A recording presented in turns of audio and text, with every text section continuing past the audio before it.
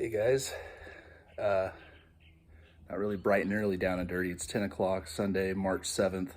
Um, so I've got some goals set out for myself today. I want to finish the retaining wall / garden box thing that I'm working on. And I want to build the whole wall itself. And then I want to lay down the gopher wire to protect all the future plants that are going to be in there. I'm not going to get soil today because it's Sunday. There aren't any, unless you go up to the Bay Area, there's not any landscape supply places open.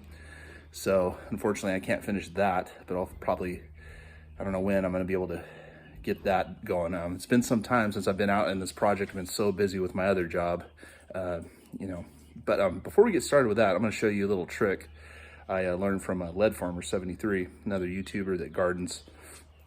Let's go check that out. All right, guys. So you may remember this, my truck and this orange tree, this sad orange tree that's by my truck. What I want to do today is kind of revitalize it. This side looks okay. It's got some oranges, growing on it. Not a whole lot, not nearly as much as there should be. Because I told you about a giant graft branch that I actually cut off right there, and it was like growing these pomelo looking fruits, and I cut that off because I think it was the what they do is they graft on. This is a Washington navel orange. I don't know if you can still see that tag there, but believe it or not, it's a Washington navel orange. And what they do is they graft on the fruit you want to grow to a strong root stock. That's how people do it. What I learned from Lead Farmer 73, I've actually heard people doing this before, but he actually put it to action. And putting things to action versus hearing about it are two different things. So today I'm going to put that, what I learned from him, into action. What I'm going to do, as you can see, I dug a little hole right there, and I didn't want to dig any deeper because I didn't want to disturb the existing roots. Because I probably should peel some away from the crown, some of those weeds away from the crown root, because what happens is the tree will actually send kind of roots over the main trunk of the crown root, and it'll like strangle itself. That could be what's going on here, but I think it's just that graft branch that I cut off there a while ago, 2 years ago actually, that was kind of hogging the energy from this tree and not allowing it to produce fruit and grow enough leaves. And I took some of the old branches off. You can see they were just totally dead. And you don't want to trim too much from citrus because it's a canopy tree. I learned that the hard way years ago. I trimmed a bunch of citrus like apples, like a fool. I know you're laughing right now, whoever's watching this and who knows about citrus. You do not trim citrus that way. They are what they call a canopy tree. Believe it or not, the branches get sunburnt, and you don't want to trim citrus that way. You want to leave as many leaves. Don't ever trim the top, unless there's of course that graft branch, but don't ever trim it because the skin of the tree on the trunk, this part gets sunburnt, believe it or not. And when it does not do good. It develops diseases. And so anyway, but I'm gonna put these coffee grounds and eggshells that we've been saving up into that hole right there. And let's see. So it's March 7th, 2021. Let's see if it revitalizes this tree. And also, I've got here a 5-gallon bucket and what Lead Farmer 73 calls the 511. I cannot call it anything else except 511 now that I heard him say it. But it's nitrogen 5, phosphorus 1, potassium 1. Okay, so this has a lot of nitrogen in it. And it's just fish poop, fish guts, whatever. Fish emulsion is what they call it. Fish fertilizer, I guess. But it works really good. And we're gonna mix that in this 5-gallon bucket with some water for what they call fast bioavailability. Let's see if it works. Pour this nasty stuff in there. Just that much per 5 gallons, whatever that measurement is, like a couple tablespoons. Let's go fill it up with water. See, it's all wet there. Poured all that funky 511 stuff. Mixed it with the water, poured it on top of there. Now, my little trick is I like to put another 5 gallons of water on there, just kind of push down all that funk. And I'm gonna bury all those coffee grounds and eggshells, and we'll see what happens. See if this tree grows back with vigor.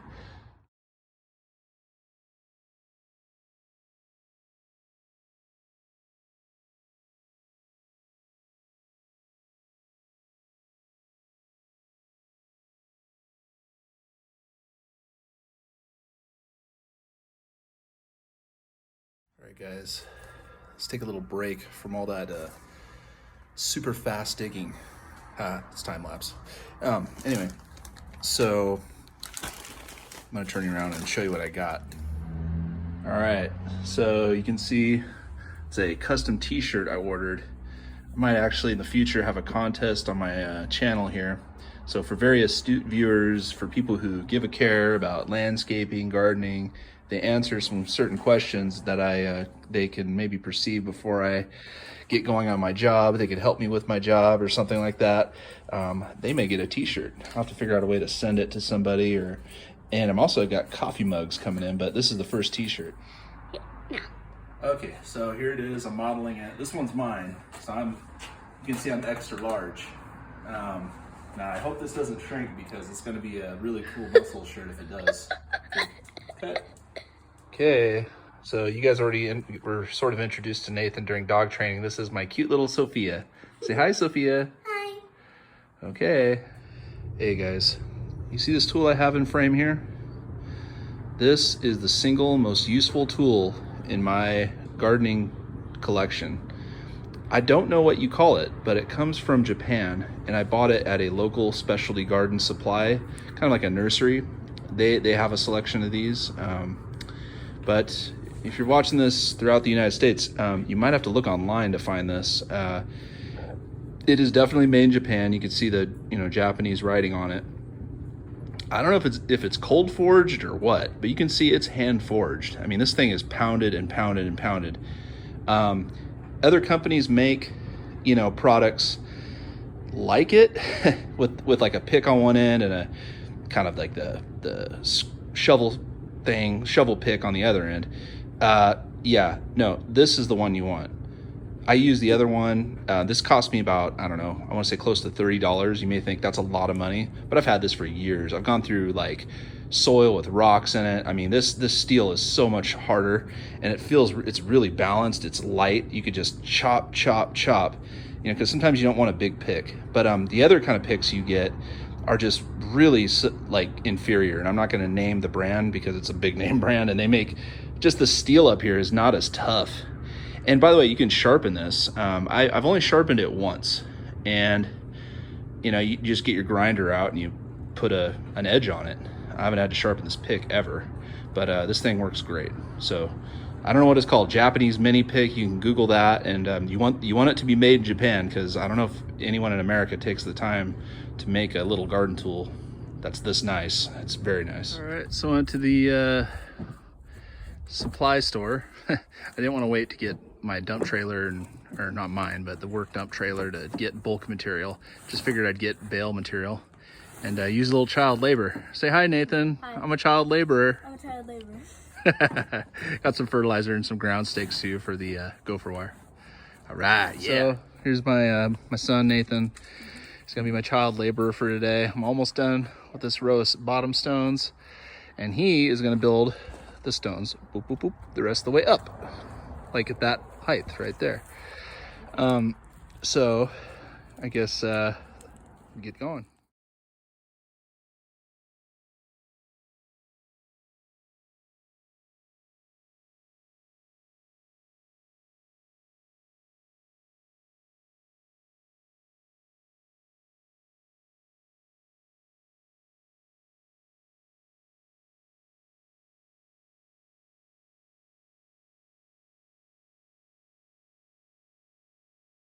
Okay, so what I'm about to do is estimate height for this wall that, I don't know, because I'd like to go higher. If I can go higher, that means that's more good soil I could put in. The more good soil, the better.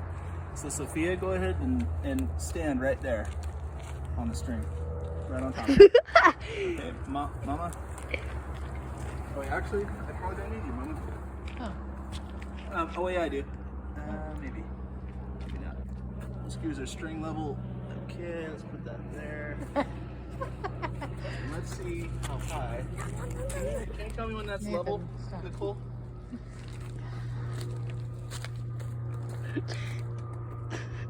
That's pretty darn level. That's level. Well, so that was just my friend you saw.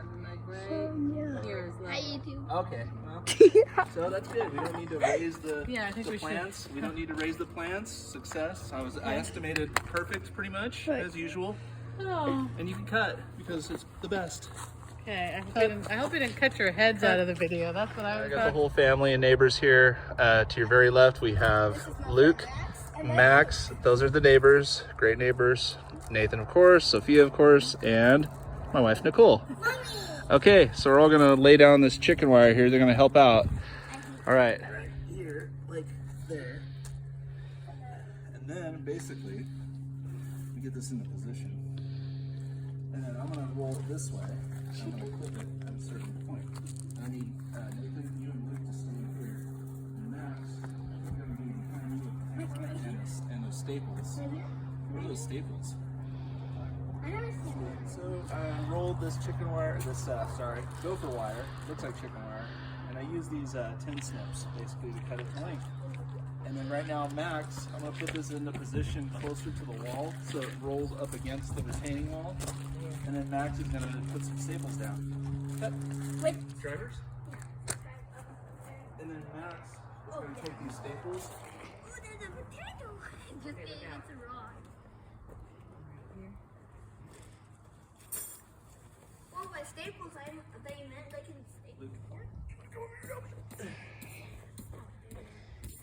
Bye-bye.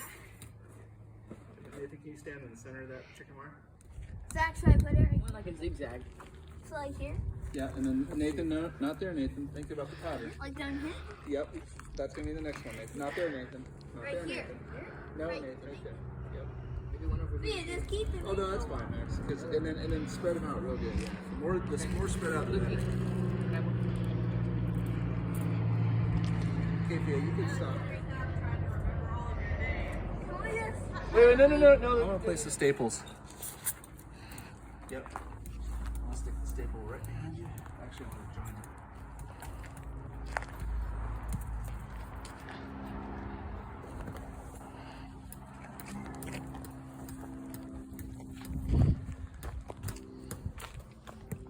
In the middle?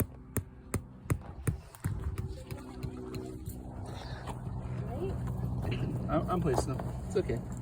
I got it. Well, you could. Well, yeah, they're eventually gonna join, but. Well, I don't know if that's how the pattern will. But definitely we need some in the corner, no matter what the pattern says. It's hard. There we go. Right there. One. Go ahead, put one where you are, Nathan, like you said. I am? Like right here? So is this gonna go on YouTube? Yep. Yes. Okay, they get the idea, Luke. You can stop. Whoa. Go, Nathan. Go, Max. Go, Nathan. Go, Luke. Go, Nathan. All right. So this concludes our chicken wire. Gopher wire. I keep saying that. Gopher wire is laid down. I'm going to mix this sandy stuff back together with this garden soil. And don't panic, it's organic. And we're going to mix that together. Hopefully that's enough. And yeah, I'm going to call it a day today. So this is part 2. Have a good weekend.